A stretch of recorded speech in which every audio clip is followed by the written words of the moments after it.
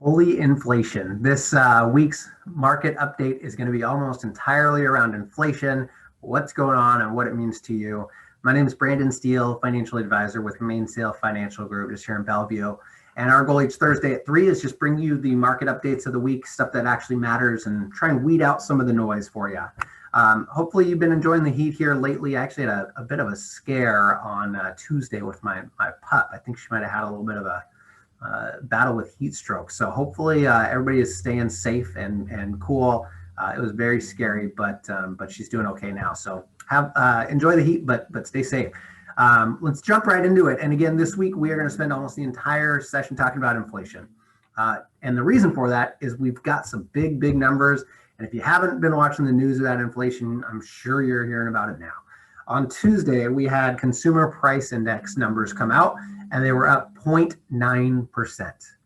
To give you an idea, we were expecting, I believe it was about a 0.5% increase, and that was already a huge number. So obviously we far exceeded this even, and it's just, it's just amazing to see how these inflation numbers are really picking up.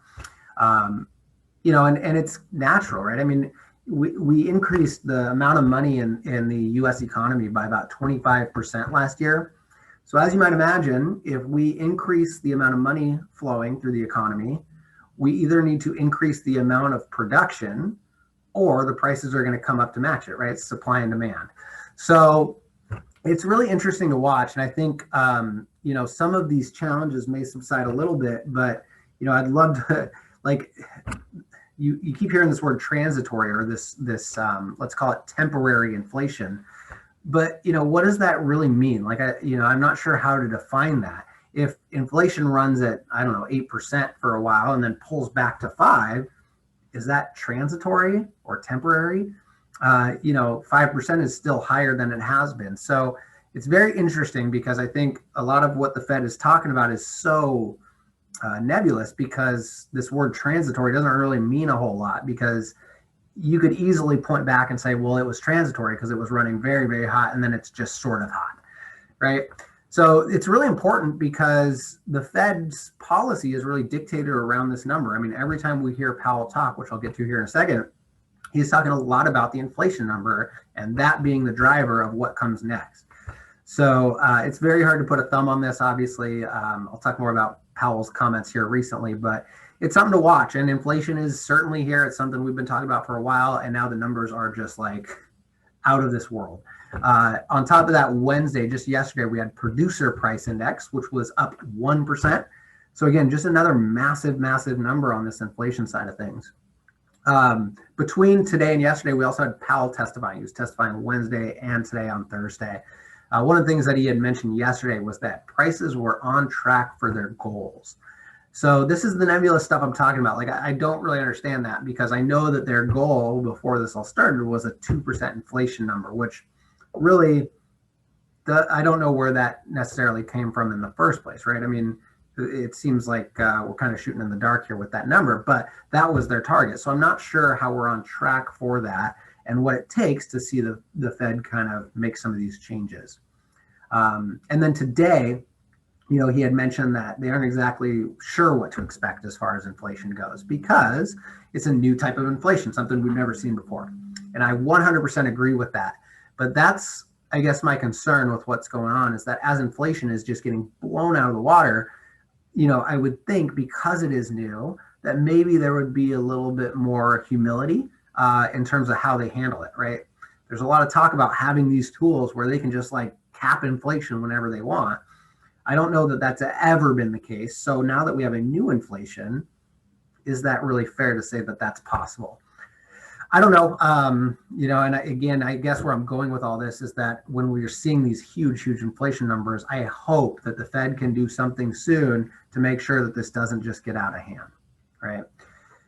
Switching gears here a little bit off of the inflation topic, we also had initial jobless claims come out today at 360,000. So second week in a row, we had 360,000 initial jobless claims. So it's a good thing to see that number under 400. Hopefully that continues and continues to decrease.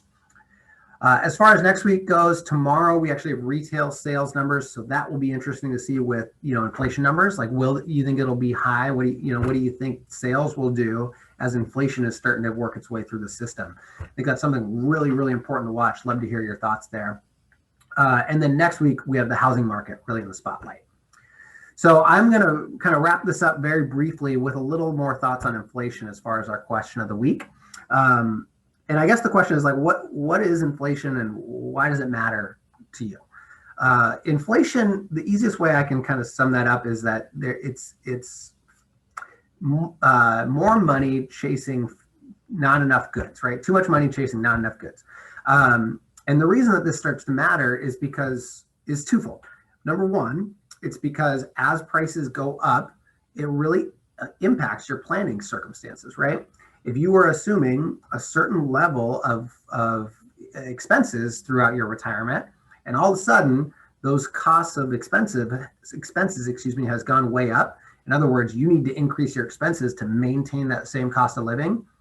There's two issues. Number one, either you've got to drop down your lifestyle expenses, or number two, that money's not going to last as long. So hopefully you've planned for some of these inflation type of scenarios in some of your planning, but that is one of the biggest concerns. Now, how long it lasts and how high it runs is a huge factor in all this. So it's something really to pay attention to. But number two is your investments, right?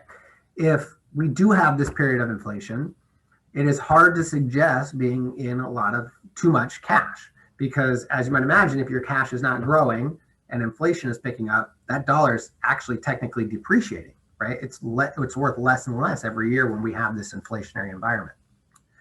So what do you do? There's a couple things. Number one, you want to make sure that we get something that can grow to keep up with that inflation. But I think to piggyback off that a little bit, it's also to make sure that you're in assets that can perform well in that type of environment. So you may want to slightly tweak what you're actually invested in to make sure that you're in positions that can do well in this inflationary environment, that, as opposed to maybe assets that typically don't do well in that type of environment.